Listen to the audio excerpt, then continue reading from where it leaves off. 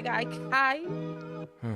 or if you're of another culture, Kai. I don't know. Kai? Who the Kai? It's two eyes.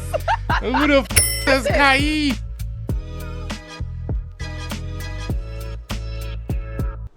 Hey now, say now. It is your boy, Fly Guy Kai, aka the Captain, aka the main character. Episode 26, main character podcast. I gotta start doing these a little faster because how I try to do these is I try to live a little, be out there in the mix a little, and by out there in the mix because I'm an introvert, that just means absorb more things, and then gather it up and talk about it, and not just be trying to compile it up real quick. But some of the stuff might be late, some of the stuff might be on time. I just got to get to it, and let's get to it. The triple, the big triple. All right, the health check, spiritual. I'm there 100%. God, Yahshua, got me. Love them. That's it. Physical. Still lifting weights. Still getting in there. Am I getting there as early as I did before where I was getting up at like fucking 5? No. I tried it. Not for me. It's really not. Plus, I'm able to do my workouts. That was only because, alright, you get in there early. It's not so much of a, hey, let's let's get things out of the way early in the morning, which is true if you're working. I'm not. But it's also about availability, because sometimes the thing that you want to do, like you want to get into your workout, get into a groove, and you want to get out. Sometimes, depending on what time you go, you can't do that. Or it's okay, I got to substitute this for this because all the machines are taken and I'm just trying to get out of here. Is there a rush for me? Not really, but I do like to get into a flow when I do my workouts. Honestly, I've been going, it's the normal time for me. I'll wake up at like 10 or 11, and then I'll go to the gym at like 1, 2, either 1 or 2, depending on how I feel. But I'll go around that time, like 1 or 2 p.m. I still find, all the machines that I use available. Sometimes not in the same sequence, but I still do it. I'm putting up big boy plates on the little press, the little I don't know what you call it, because it's individual handles that you put the plates on each side, and then you lift it. So whatever type of bench that is, like whatever type of bench press that is, I'm doing that. I was actually able to put 3 plates on each side, and that's 270 pounds. So that's solid work. But the funny thing is, as I was lifting it, I was thinking like, yo, I could put like 10 more pounds on it. 10 more pounds on this bitch. Man, that should be my goal.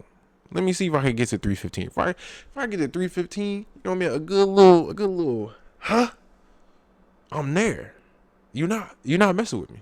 Stop it. So that's pretty good.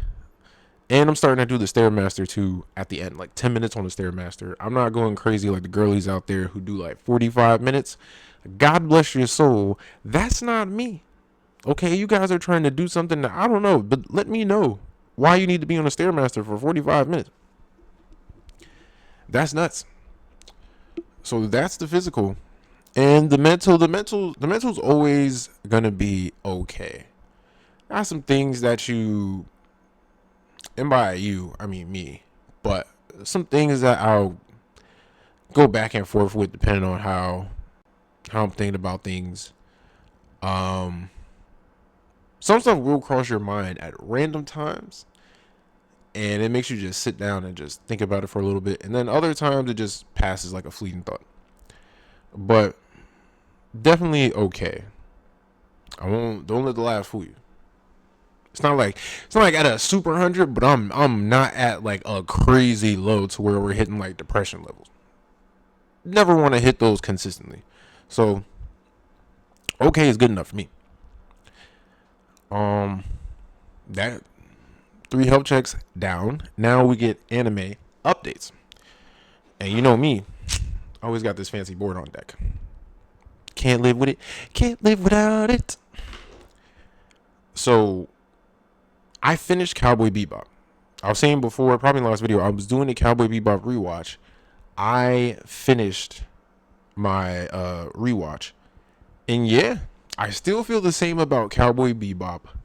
No. Matter of fact, I won't say that. I definitely still feel the same in regards of it being in my top 10. But me digesting it and how I feel about it is definitely different.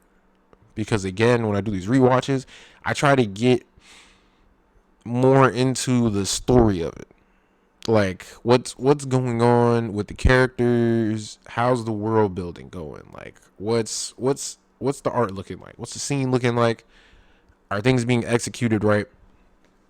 And yeah. Yes, sir. And minor spoilers in this Cowboy Bebop thing. Even though when I give the minor spoilers, you're gonna want to go see it. But seeing from like the first couple of episodes where you get Jet and Spike at the beginning, then you get Iron, then you get Faye, who's kind of like who's in and out at certain aspects but still joins. Then you get Ed, and that's where like the whole thing happens. You do have the episodes that are just bounty of the day, but then you have some episodes that will be part 1 and part 2. There's in Cowboy Bebop, there is just like that. It's just there's bounties of the day, there's the villain of the day type thing, but in a way they still connect as far as like just giving us more info in each episode, kind of about like the background of kind of like the world building, which is what when I think about writing, I think about should I give it up front, like as far as like what's going on just to set the tone, or should I it seems like it's better to give tiny doses, like just to give 50% of it up front and then give like 10% or like a couple percentages as you go on to bring more about the whole world building aspect of the story. Because there's the part where, again, I said spoilers, but there's the part where what was it? It was that bounty. It was that bounty with the kid that wasn't really a kid. It was an old man who was supposed to be like 50 years older than what he was. But because there was, what was it? A warp gate crash? A lunar warp gate crash happened. The debris rained down on Earth, and a lot of people end up dying, except for him. For some reason, the energy from that stopped him from aging, like made him immortal. And then you get to another episode which introduces you to a person who was not only like a chess whiz and a genius, but he was helping with that gate. And with that gate, he noticed something wrong, but they wouldn't listen to him, and he left. And then, of course, with them not listening to him, the shit happened. So like you're getting like stuff that's happened like here and there in the background. You get more backstory on Spike. You get more backstory on Faye. You get more backstory on Edward. I ain't not so much just because they kind of told you what it was. Like it was a genetic experiment, dog, called him Data Dog. Jet, you learn his background as like being ISSP, but then you also learn why he ended up with the metal arm that he has and how that connects to his ex-partner and him not wanting to be on ISSP anymore. And then when you get to that, you also get to the end of the story, because it's only one season, and this is one of the animes that I like where there's only 25 episodes.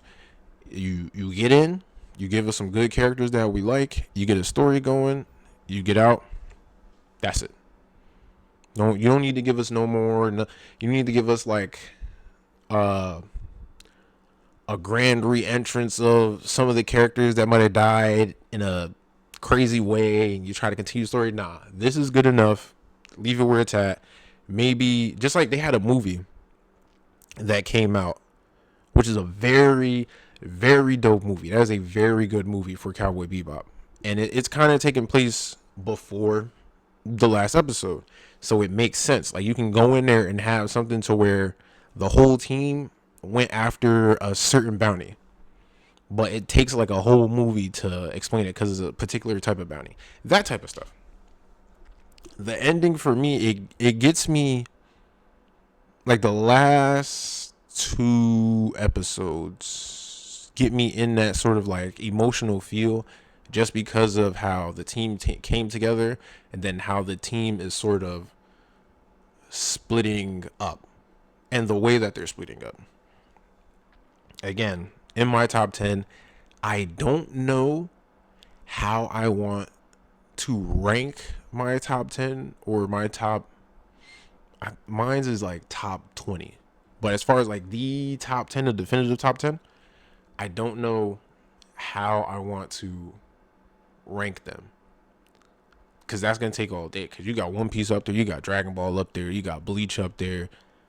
Like, things that are still going on and they're still adding on to their lore, to their world building, to their characters. Especially with getting off of Bebop, getting on the Dragon Ball Daima, dog. Dragon Ball Daima's good. And this anime part is going to be some spoilers, man.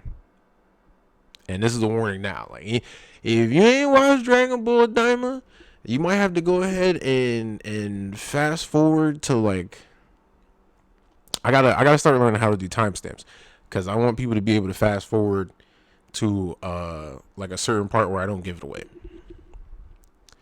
But the spoiler part for this one is that Super Saiyan 4 is canon.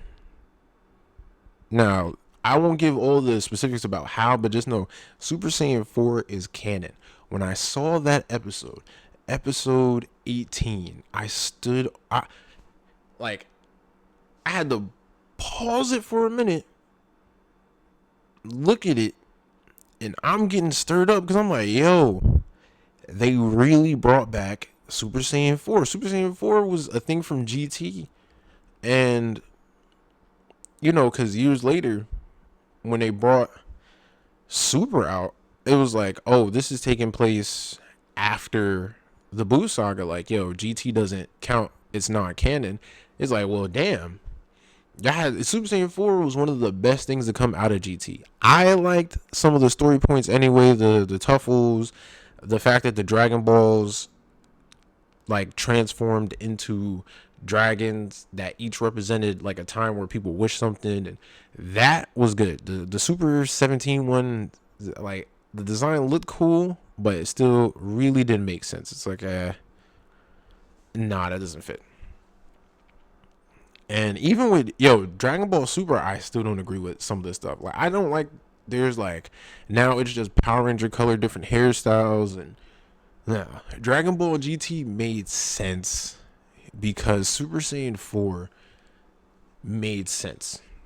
And when you think about it, when you think of a Super Saiyan God, you know that these Saiyans are born with tails. They can have an Ozaru form. What would be a combination of the two in a way? Super Saiyan 4.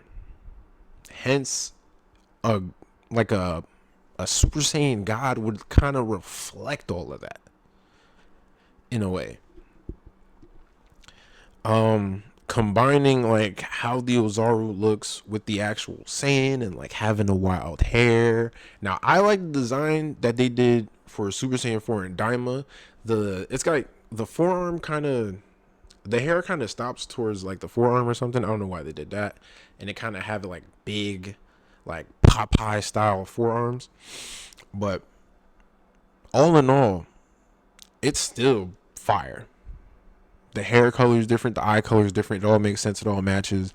Why they have red fur, I don't understand that part. Maybe it's just because if they just gave him black fur, then it'd be like, oh, then they're just. I don't know. It wouldn't make.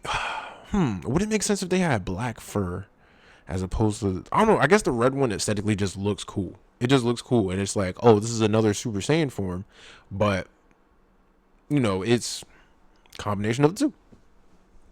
So yeah, that episode, and us thinking like Super Saiyan 3 Vegeta was something.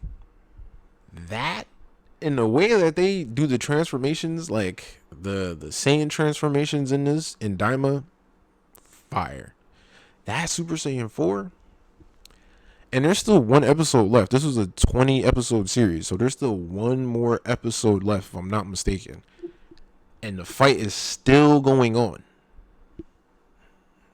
So what the what the talk is that there's supposed to be a fusion. There's supposed to be a fusion going on, and this is a different type of fusion because Goku picked up some that was like a fusion bug. You eat it. We don't know how it works per se, but it is definitely a fusion bug. It's supposed to be some type of fusion. It's different from the Patara earrings. It's different from the fusion dance. So how this one will play out, and then I don't know what name. Again, I don't know what name they're gonna give him.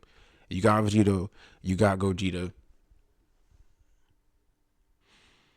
I don't know. So hopefully, Akira Toriyama cooked with Daima, so I'm gonna trust that the fusion's gonna have some. It's gonna have some type of unique look and some type of like name, like a unique name separate from Vegito and Gogeta. Maybe. But the one thing is that if you remember, for those that are old enough to remember, or you could just look it up, look up Super Saiyan 5. Super Saiyan 5 fan art per se. It was like Super Saiyan 4, but with silver hair. Almost like how Goku has silver hair with his mastered Ultra Instinct form. But the guy that made that fan art and made like the fan manga that goes with that is the same guy that's taking over for Akira Toriyama. So, more talks happen. It's like, yo, we might in some way get Super Saiyan 5. Not necessarily Super Saiyan 5 in that sense, but in a fusion sense in a certain way. I'm hoping if we somehow get a variation of that, I'm putting this above everything. This is shooting to number 1 instantly. But sometimes before you can make an argument like, okay, is this going to be number 1 or is One Piece going to be number 1? Because even though I like shit like Naruto, I like Bleach a little more than One Piece and Dragon Ball Z to a certain extent. With what they're developing and how Daima's cooking, this might put it right up there at the top for me. So I'm hoping. The more I think about it, I'm like, dog, we get that. Like it's gonna be a little bit of fan service, but then because it's in the main thing, it's canon too. So when Akira Toriyama passed away, he ended at a certain point to where Black Frieza had came in and he just fought Goku and Vegeta. That wasn't even a fight. He came up and introduced like a new form. Instead of Golden Frieza, it was Black Frieza. And he came in. Goku was in his powered up form. Vegeta was in his powered up form. He gut checked both of them out of their forms and got them out the way. Coulda dealt with them there. But then he just was like, nah, I'm not here for y'all. Not today. I'm here for something else. And dipped off. If they can somehow be like, okay, because even Vegeta talks about, yo, we reached the limit of our powers. We reached the limit, like the physical limit. Now it's just how we handle like the energy. If they can also put in a combination of like, okay, we got to learn something like magic too. It's up. So who knows? The possibilities are fucking endless, and that's what makes this show exciting. Um, that's it for anime updates. Nah, you know what? No. I'm doing another rewatch. Now that Cowboy Bebop is done, I'm doing Yu-Gi-Oh! And I don't know why I did the Yu Yu Hakusho thing, but I'm doing Yu-Gi-Oh! And Yu-Gi-Oh! Is gonna be a quick run through. Like I was gonna make like video here, video there about each episode, but nah, we don't need to do that. I'm just gonna experience the duelist tournament, and then like the certain arcs, I'm just gonna experience them like that. Now, I've already watched a couple of episodes. And your boy Kaiba, that's the funny thing that sets the tone off in the first episode. Kaiba's going to be the hater.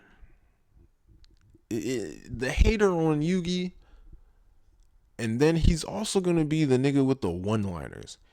Because Joey, in a sense, was trying to duel this nigga. And he said, yo, I would have more competition playing solitaire than playing against you. He don't call him Joey neither. He calls him by his last name, Wheeler. Just straight up Wheeler. Yugi is Yugi, but everybody else is your last name only. On some military shit. And got cooked. He was a person like, yo, nobody beat this nigga. Yugi beat him. Nobody was able to summon Exodia. He summoned Exodia. And on top of that, ripped up Yugi's grandfather's blue eyes.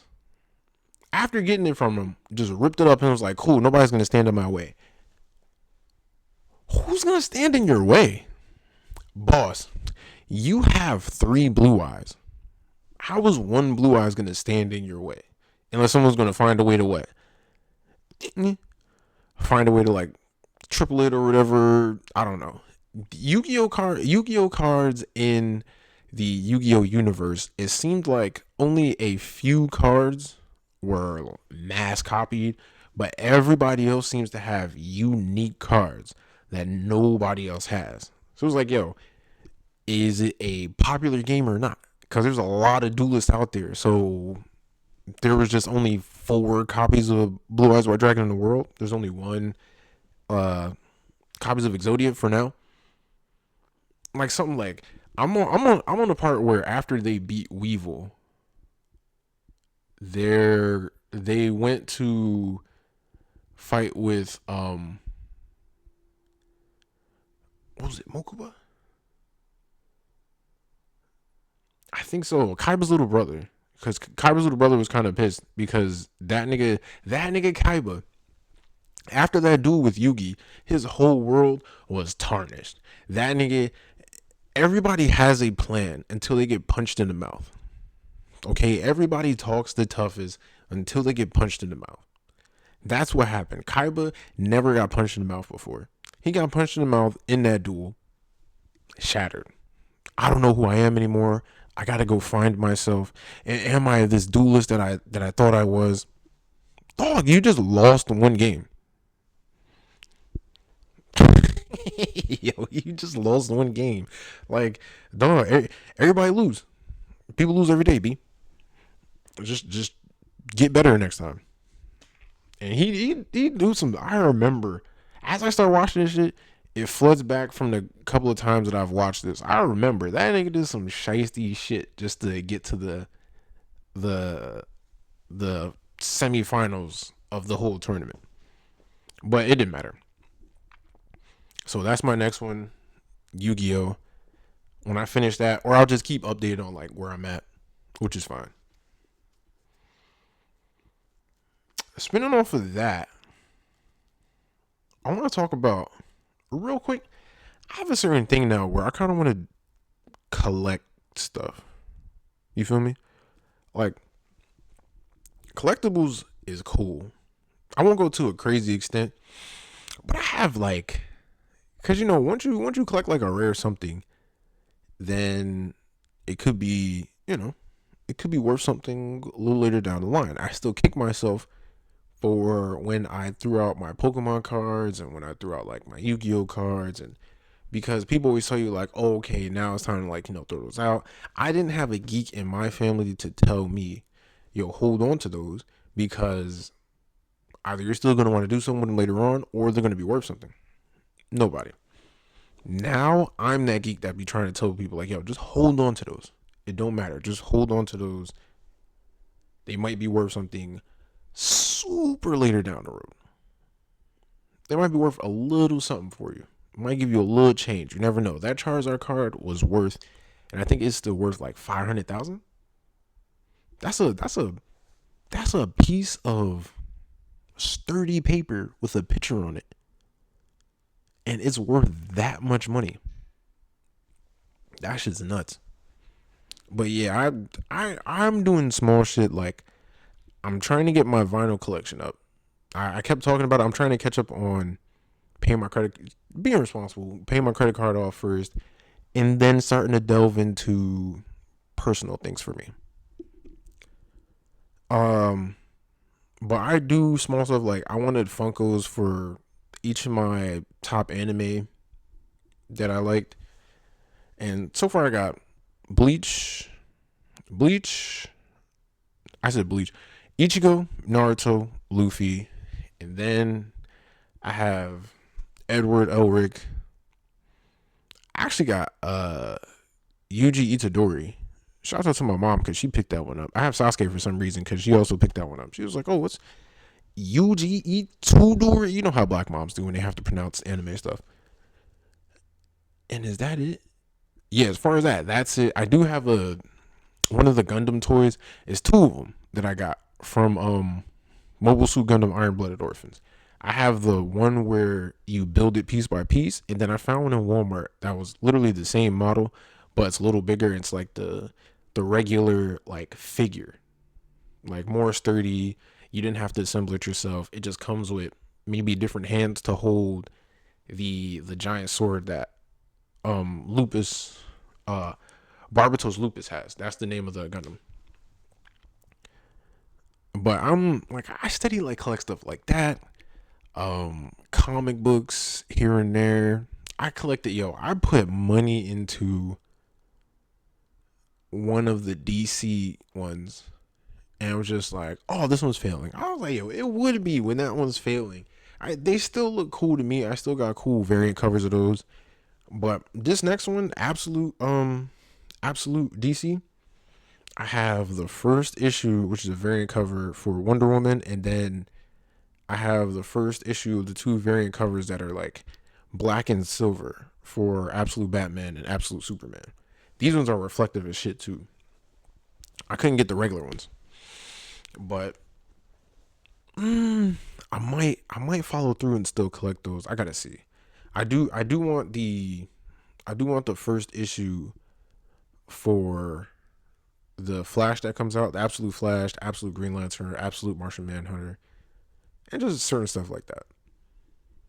Mostly because those stories are actually good. That Absolute Batman, Absolute Superman, like the Trinity, they're starting off to a more like it's like a more grounded. DC's just more. I don't know how to put it. It's like they're more grounded in a sense when they do their storytelling. Like it feels like DC movies should all be in black and white. Like Marvel stuff should, even though Marvel does have like darker, they also have dark stories or whatever, but their dark stories are still like super colorful. And DC's is just, I don't know. I don't know how to explain it. And I just like it. I just like how possible DC seems in a sense. But I'm definitely gonna follow through with those. Like I said, the stories, like Bruce Wayne isn't starting off as this big ass billionaire who then goes out to do this shit. No, it's like middle class. He's still working for all his shit. This man's brolic as hell, and he's still out there being Batman, making the mistakes. The villains are starting to seem a little more. They're not like your average like villain of the day where it's like, oh, I'm gonna tell you my whole plan and do this. Like, nah, they kind of got some. I don't know. They got some about them, like some Nazi, some thought. They're not dumb. Um, shoot, yeah, collectibles. Magic the Gathering. Magic the Gathering, I'll time in every now and again. They got a Final Fantasy thing that's coming out. I kind of want that. When that comes out in like maybe June or July, I think I'm gonna put in for that. Just because it's Final Fantasy, just because it's like a special thing. But I have the Magic the Gathering. It's like a it's like a set where you can learn how to play the game through that way, and they have like all five of the colors, and you could just pick a deck from out that one. And if somebody else wants to learn how to play, then they just can play with you. It's actually not bad. Magic the Gathering is not bad. Am I go to every Magic the Gathering like gathering and watch people play it? No, not really. I watch from my computer. uh, and then I also have what? Also got the Dragon Ball Z, the Dragon Ball Super Fusion World. I have the decks, like the actual starter decks, command decks, whatever you want to call it.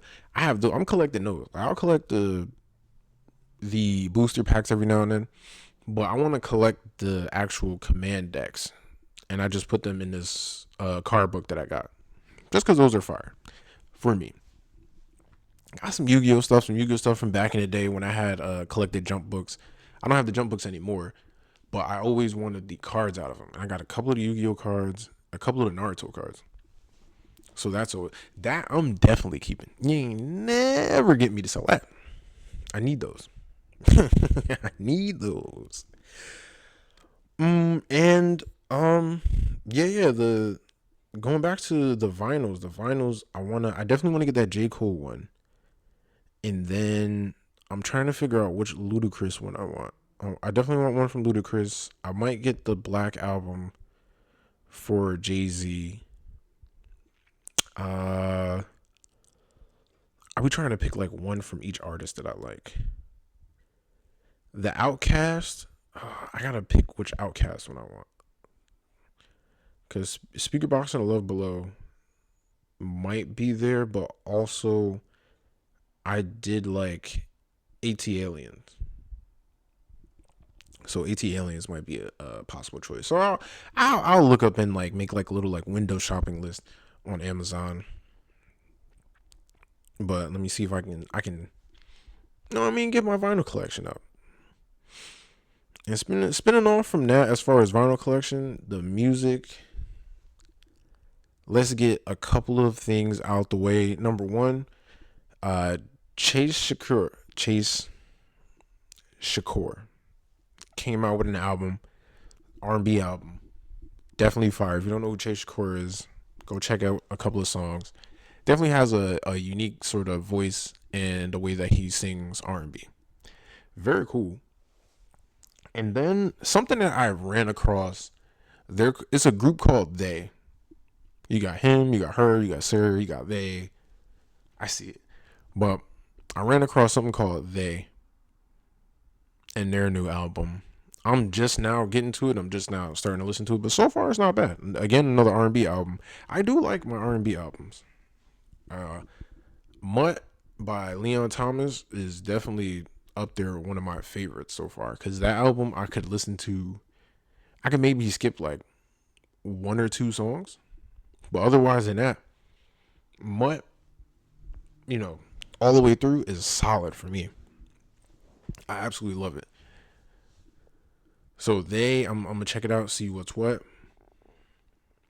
And since I was doing rewatches of animes, I was like, you know what? I want to do re-listens. Either first time listens or re-listens. Growing up, I wasn't allowed to delve into too much like rap artists or whatever. They have that much range of freedom. Now I can catch up. But I've heard a lot of songs. But as far as like me consistently listening to them, that wasn't it. So now I'm going back with some of the artists that I like to listen to. And the first one I'm doing is I'm listening to every album by Ludacris. Right now, I'm on Word of Mouth. Word of Mouth is still fire. I remember me listening to it too, like, because that one came out in 2001 per se. First, because his first album was 2000. I think, yeah, this one was 2001. And I think Chicken and Beer's up next. And that's 2003. And you can hear, like, the first album that he had was like, okay, I get it. Like, he's a couple of songs is cool on there. This second, Word of Mouth, you got a couple of the joints that's on there that's still good. But I know that Chicken and Beer, that's the one. That's probably gonna be my favorite out of the. I think that's everybody's favorite Ludacris album though. Out of the bunch that he's made. But yeah, I'm going through that and I'm enjoying that listen too. Ludacris is one of my favorite artists. Ludacris, J. Cole, Jid. Like I have a Outkast, T-Pain. When it comes to like artists, I'm I'm starting to discover I've leaned more towards Southern artists. Which isn't a bad thing. I'm from New Jersey, but it's just I've leaned towards more Southern artists. It's just I don't know. Something about how they rap or something about what they talk about or like some of the skits that they did in their albums, like their talent kind of draws me more towards these Southern artists versus the Upper East Coast artists or the West Coast artists. Even though I think I tend to fuck with the South more than West Coast artists than East Coast artists. Because it's not too many that pop up on my mind. But when it comes to the West Coast, of course it's Kendrick. But then you got Isaiah Rashad. And you've got Tyler the Creator. Like you've got like this good mix of artists that come from there and come from the South that kind of make up a lot of my iTunes music. I don't know what to say. Let me adjust my seat super quick and hydrate. Make sure you hydrate. I had to put the mic away. I don't want it to sound crazy. Right off of that, we're also going to talk about two things. Number one, the Drake and Party album. This album, and I know I'm probably super late talking about it, but this album brought out a crazy amount of hate for no reason.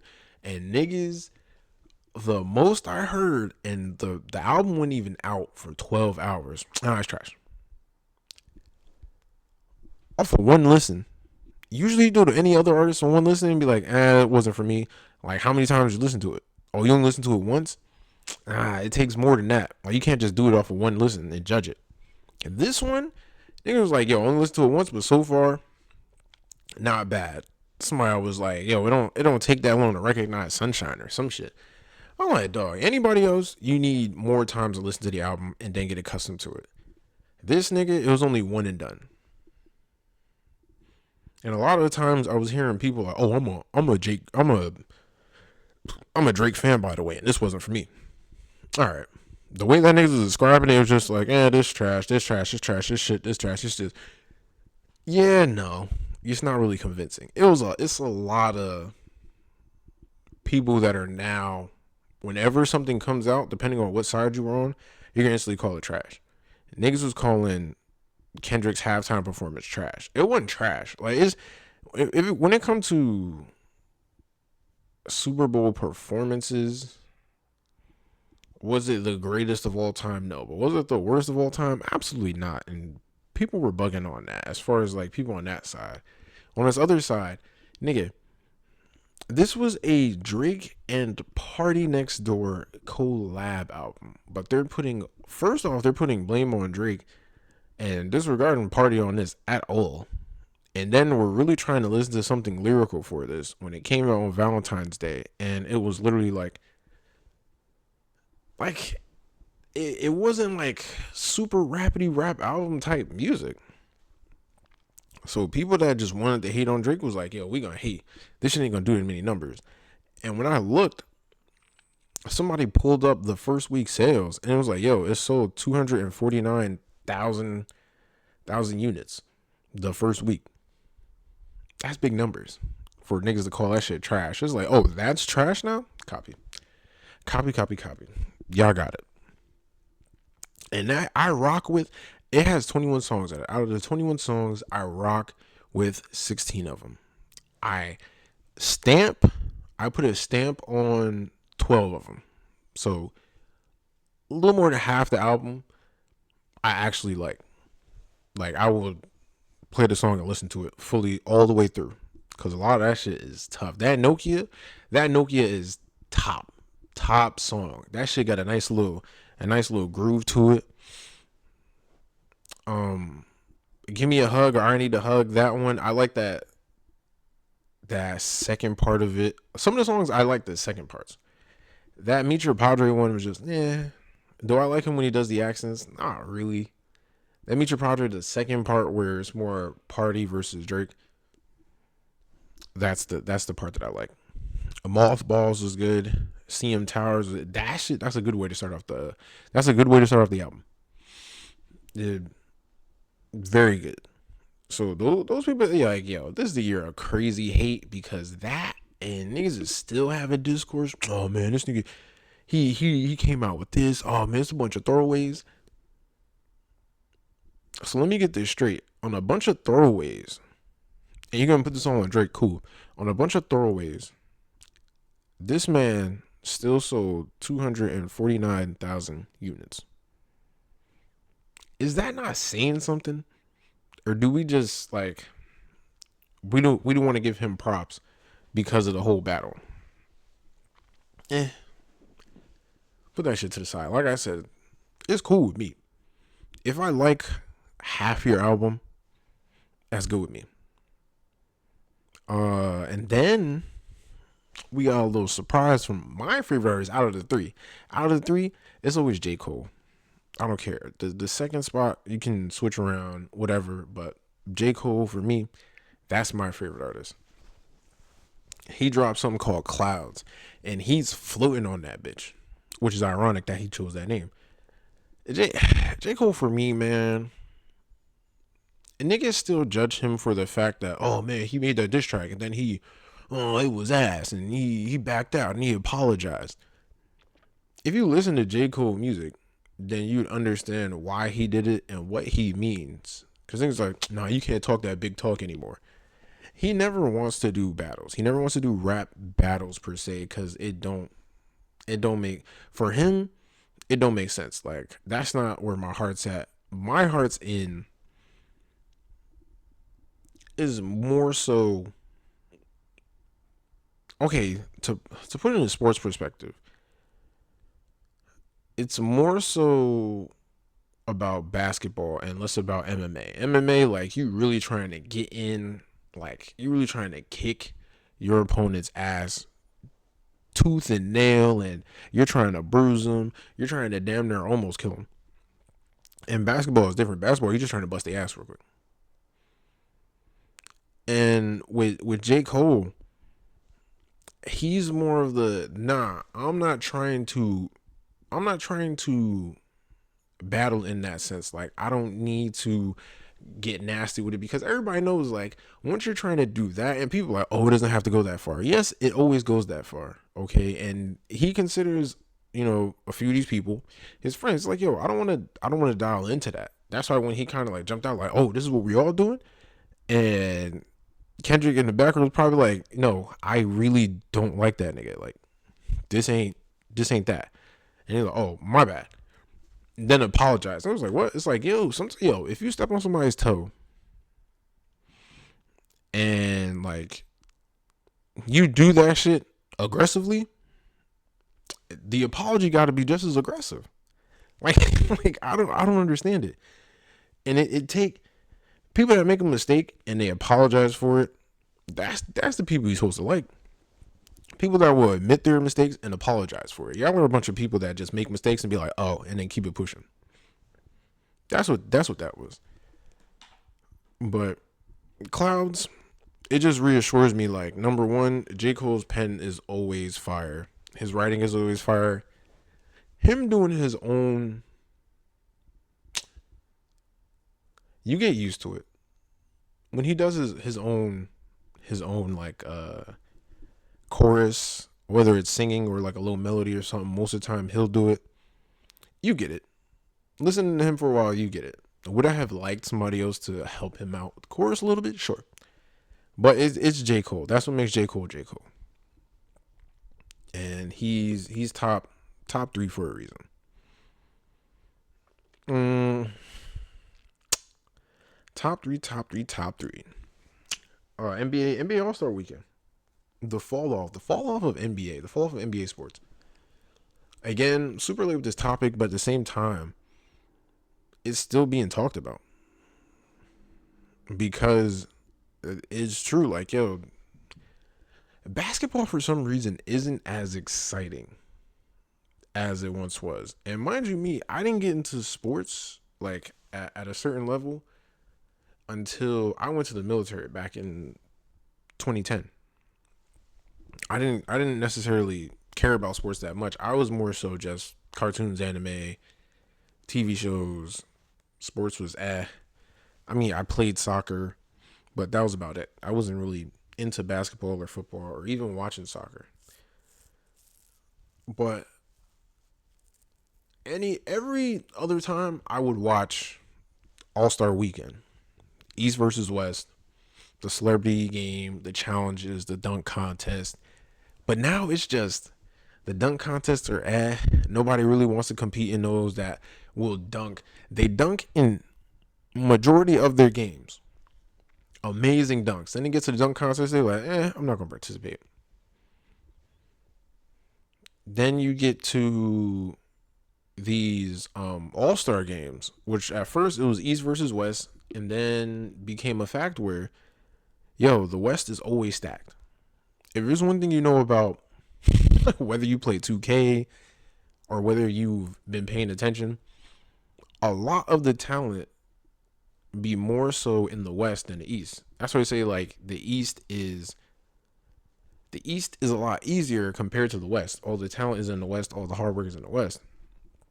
To balance that out, then it was like, okay, we're gonna do drafts. You're gonna have a team captain here, a team captain there, and then you guys are just gonna pick, and we'll do it that way. And then, now they're trying to change it up to something else, and people aren't as excited. Mostly because yeah, you can do all that, but then you get to a point where the players don't play like they used to. Like the players aren't playing like they did in the 90s, where it was, oh, we teaming up against y'all.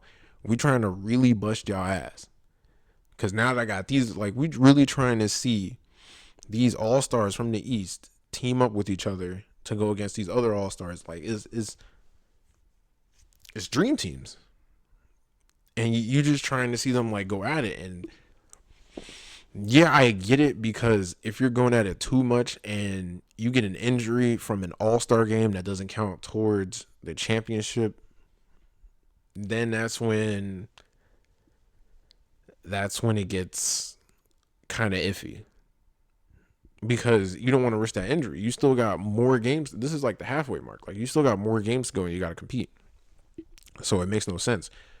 At the same time, there's more of an enjoyment like when the two sides go at it.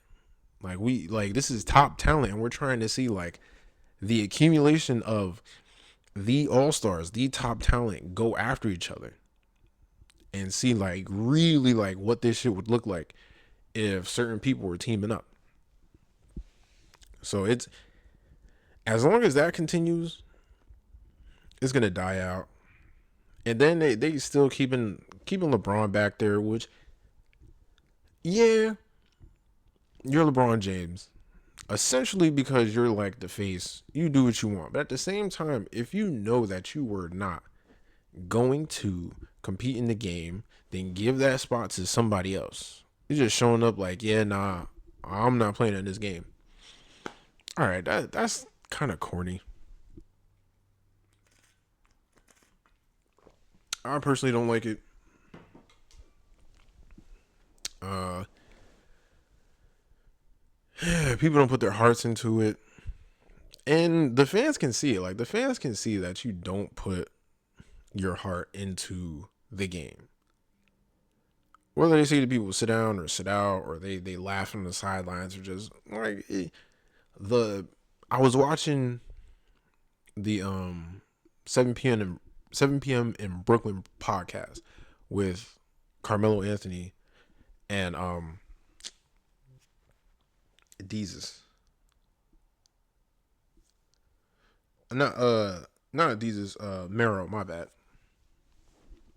Old show. But what they were what they were saying is like, hey, there's no hunger anymore. Like you got these. You used to get kids that, and it's not saying like yo just go to the poorest neighborhoods and pick those ones, but you used to get these kids. You used to get these athletes that were coming from these backgrounds where it's like yo, if I don't make it in basketball, I can't do nothing else. But now you have more and more. Oh, you're getting more and more talent from these basketball players, kids, essentially, who really don't have to try as hard. Like, yo, my dad played basketball.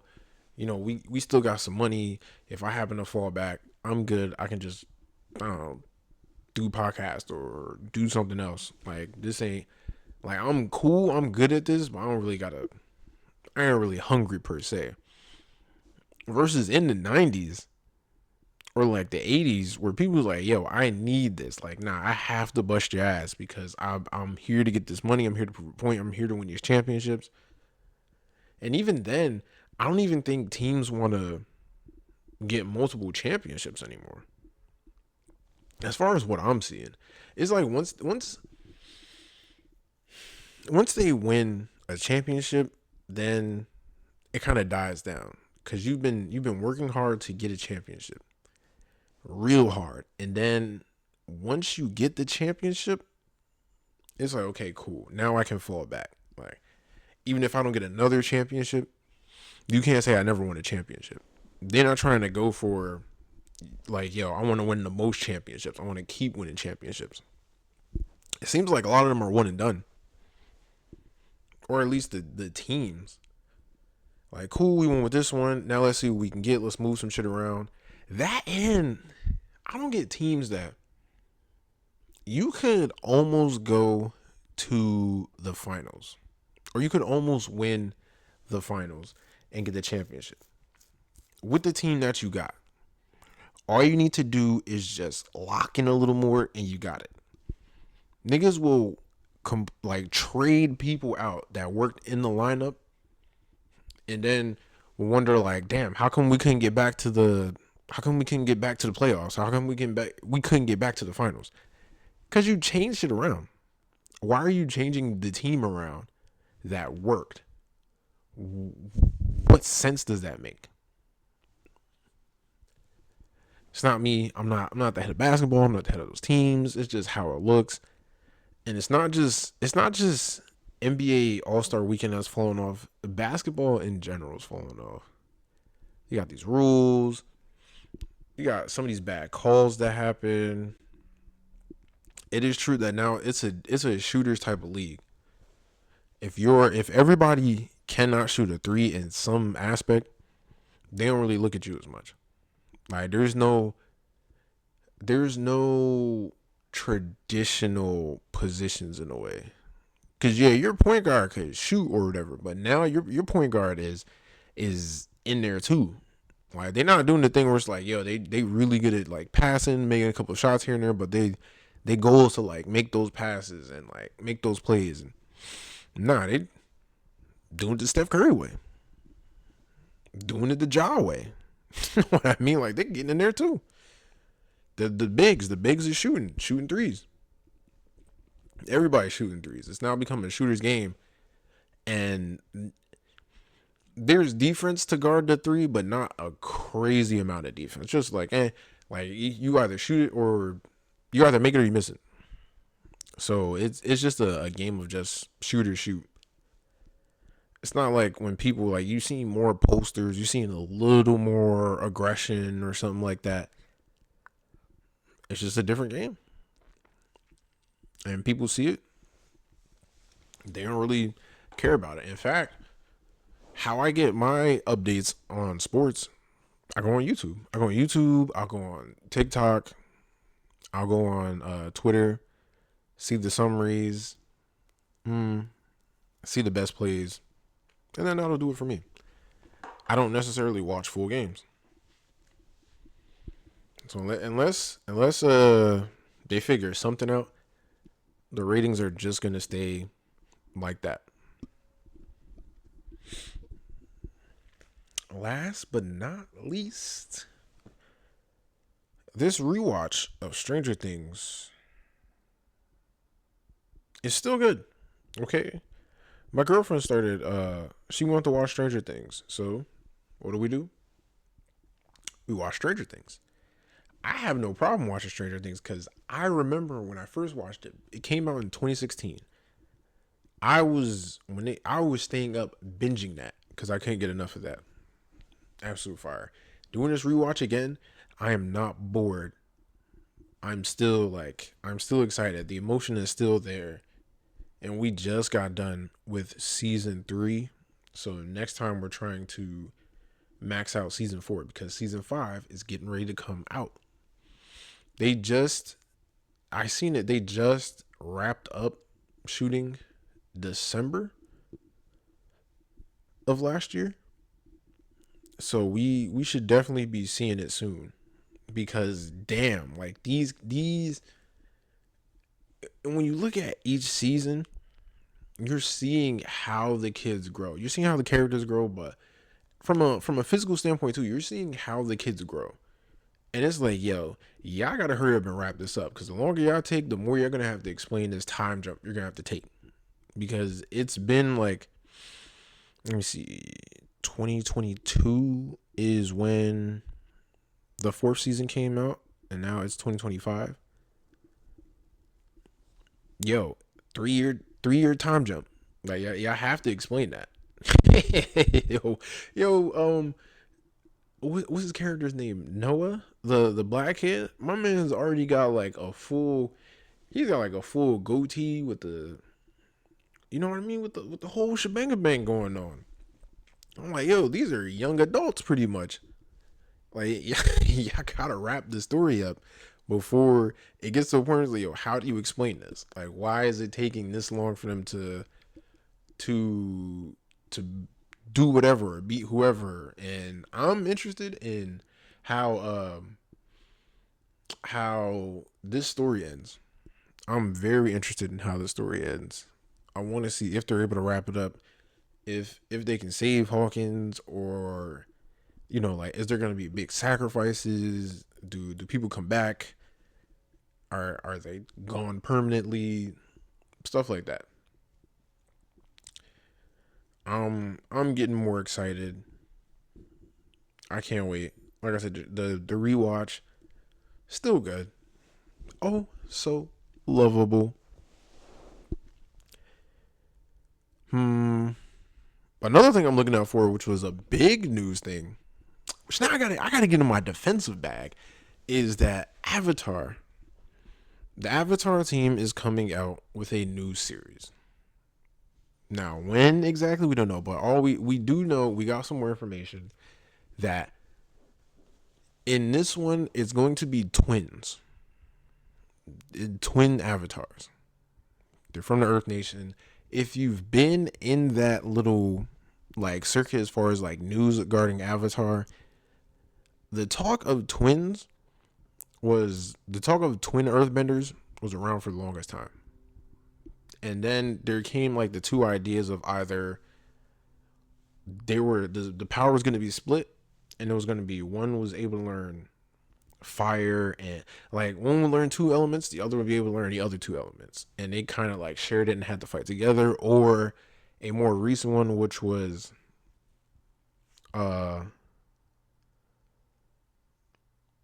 the dark spirit and the light spirit. That would make both of them those type of avatars. Like, you had the dark avatar, you had the light avatar, and they had to figure something out that way. But this one was saying, and this one now, this is, what was it, Avatar of the 7 Nations? So there are 7 nations. It's no longer like the the let's see. Well, it's no longer like just the water tribe, the fire tribe, this and that. It's in a unique way where now there are 7 nations. So first off, there are 7 nations. Secondly, they are kind of hiding because for some reason, whatever happened, now the Avatar is seen more so as like the troublemaker or the destroyer. And so these Avatar are hiding from spirits and they're hiding from humans. And then here we go once again. Now that it's brought up, now people are starting to blame Korra. Oh, what did Korra do? This is why Korra is the worst Avatar. They always like to put Korra against Aang. This is why she's the worst Avatar and this and that and yada yada. Listen, I'm a Korra defender until I no longer can be. Okay, Korra has done no wrong in my she's done no wrong in my eyes per se. Has she gotten her ass kicked a lot? Yes. But okay, she's not the perfect Avatar. But that doesn't mean she's the worst. And she had some talent to go after.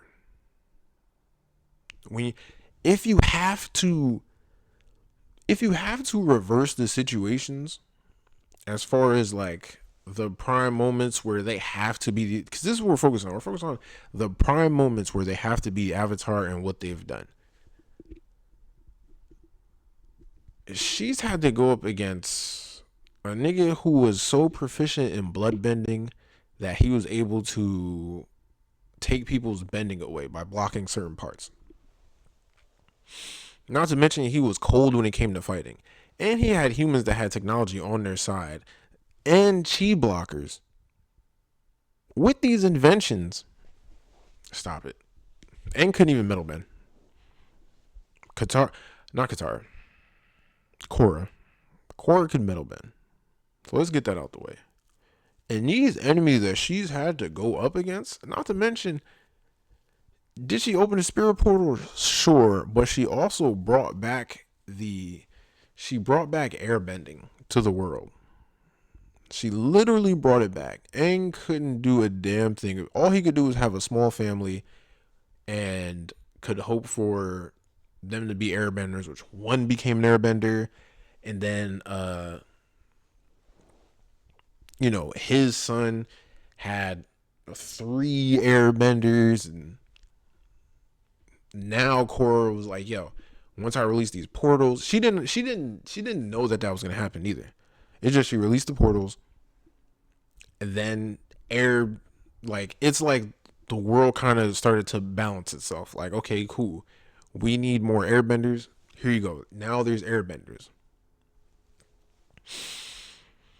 So I don't know.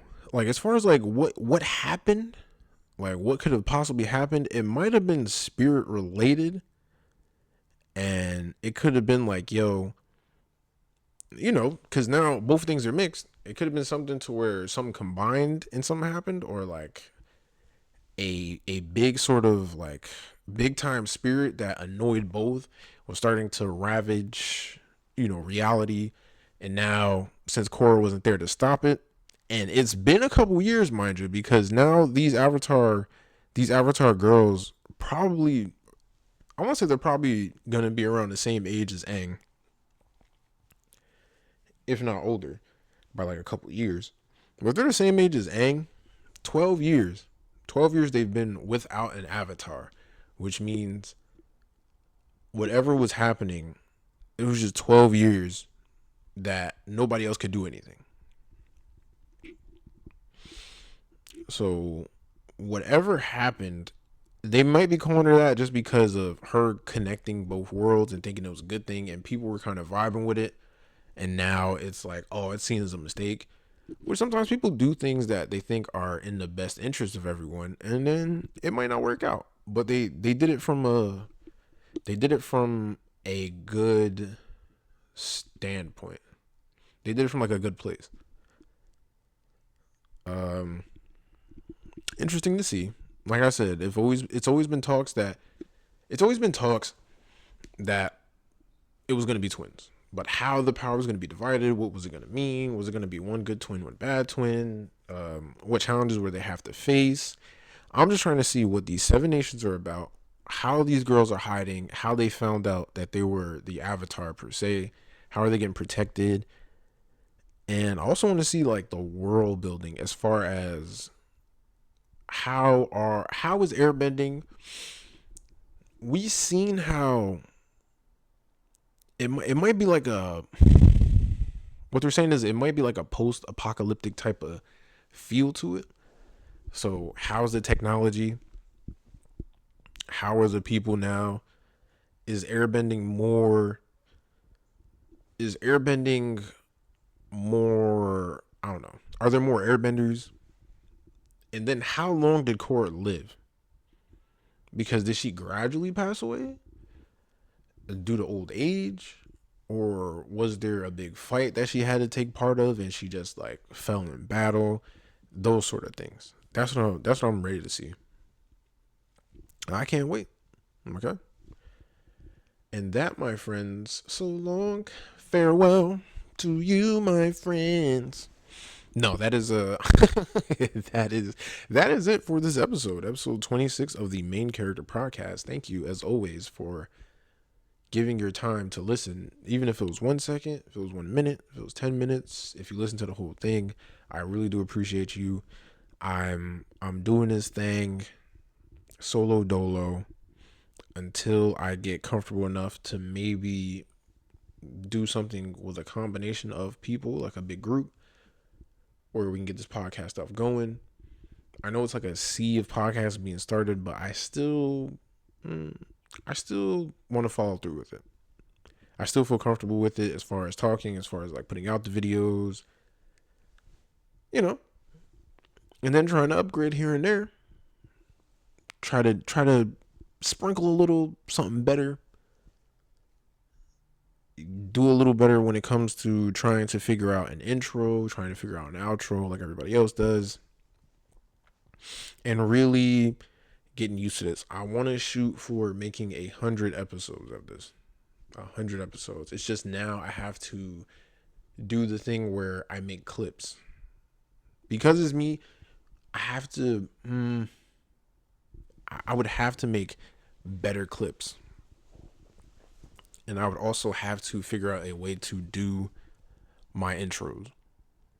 Intros in like a I don't know, like a cool creative way. I got Microsoft Clipchamp, so I'm gonna look in there. I'm gonna try to figure out what to do. But otherwise than that, stick with your boy. Watch my growth. You can tell from the first the first podcast episode I did. It's a very not a huge, but it's a big difference from when I was first doing it versus now how I'm doing it. So thank you. Like, comment, share, subscribe, do all the good stuff. Help your boy get a little notoriety so I can get with the right people, so I can do the right things, so I can get this thing going.